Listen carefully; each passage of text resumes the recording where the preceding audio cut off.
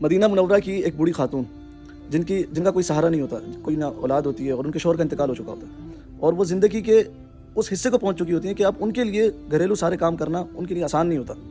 تو وہاں کے ان کے محلے کے دو شخص یہ ارادہ کرتے ہیں کہ ان بوڑھی خاتون کے، اس اماں کے سارے کام ہم کریں گے. پہلے شخص کو دوسرے کا ارادے کا نہیں پتہ ہوتا، دوسرے شخص کو پہلے کے ارادے کا نہیں علم ہوتا.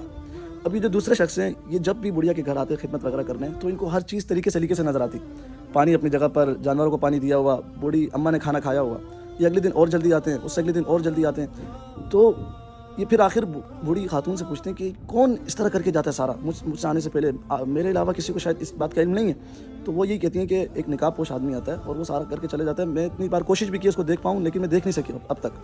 تو یہ جو دوسرے شخص ہوتے ہیں، یہ اس تجسس میں اس بوڑھی خاتون کے گھر کے باہر پوری رات گزار دیتے ہیں. تاک میں اس تاک میں ہوتے ہیں کہ آج اس عظیم شخص کا پتہ لگے کون ہے، چھپ کے بیٹھ جاتے ہیں.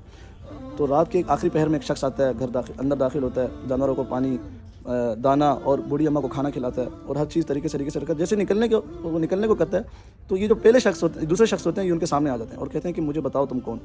پتہ لگتا ہے کہ جو پہلے شخص تھے وہ حضرت ابوبکر صدیق رضی اللہ تعالیٰ عنہ ہوتے ہیں، اور یہ جو دوسرے شخص تھے یہ حضرت عمر رضی اللہ تعالیٰ عنہ ہوتے ہیں.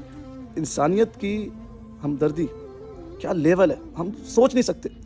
ہمارے ہاں آج معاشرے کے اندر اس چیز کو اہمیت ہی نہیں دی جاتی کہ یہ بھی کوئی کام ہے، یہ بھی کوئی ویلفیئر ایکٹیویٹی ہے.